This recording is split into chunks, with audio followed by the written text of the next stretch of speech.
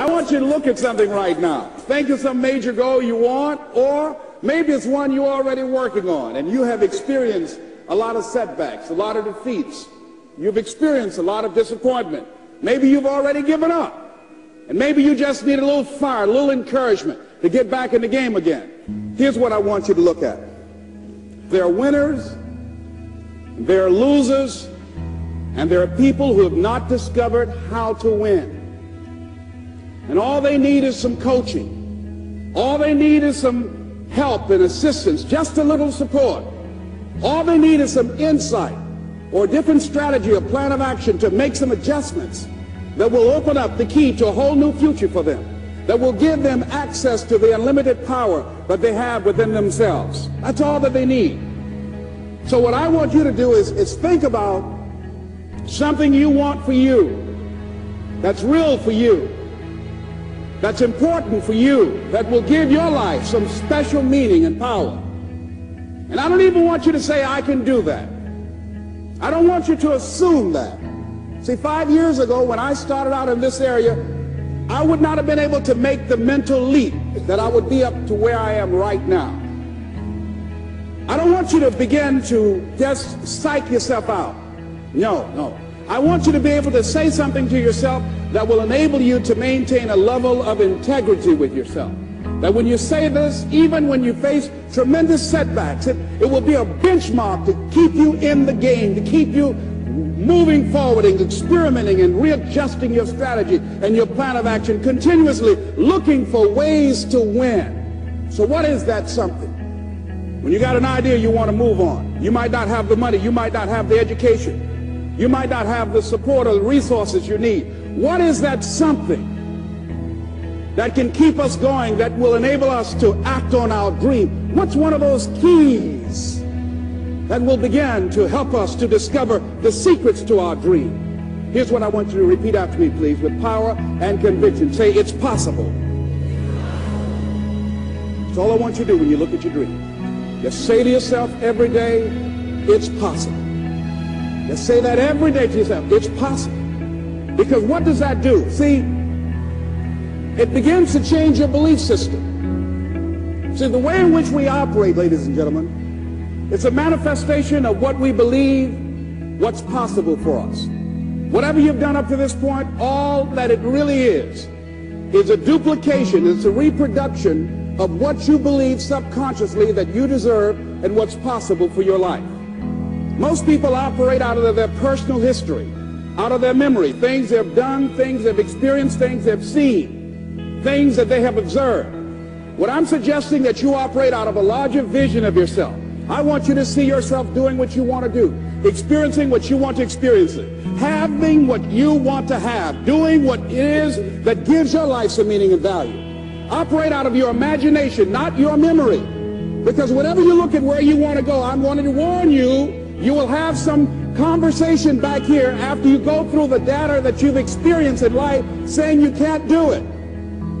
And so what you want to begin to do is ignore that inner conversation. Well, most people, ladies and gentlemen, when something happens to them, what they do is they begin to believe that that's the way it is. That's the way it's always been.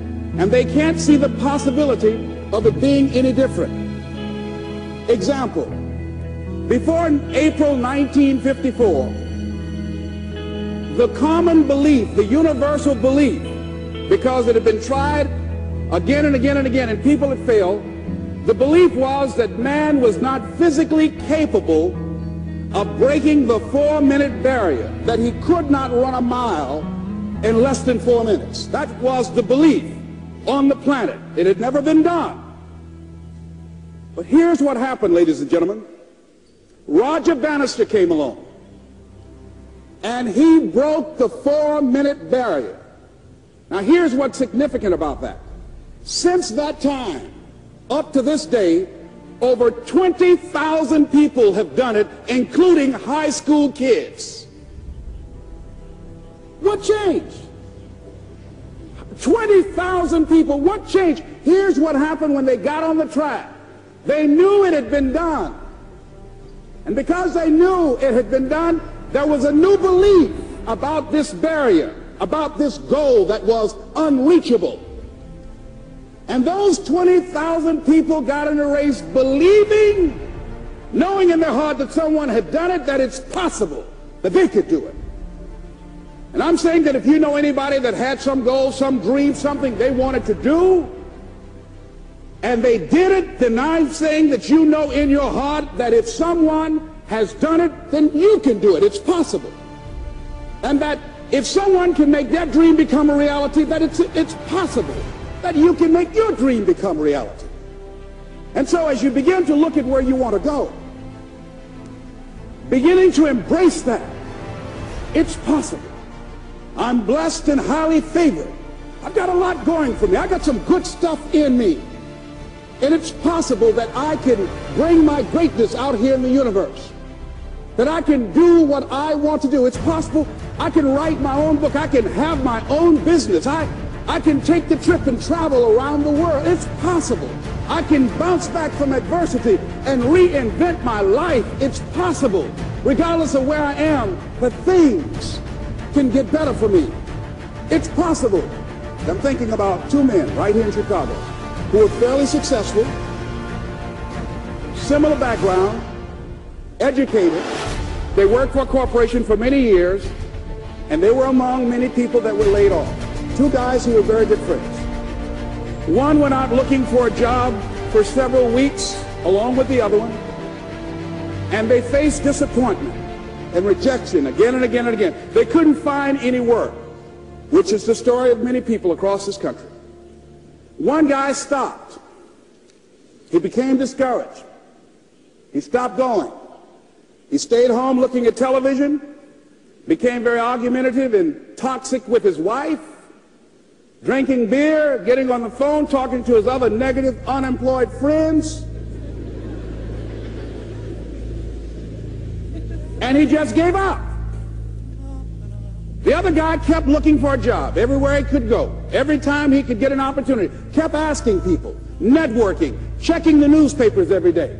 Kept going everywhere he could, trying to find a job. You have too much education. You're overqualified. You won't be here long enough. He kept going. He kept going.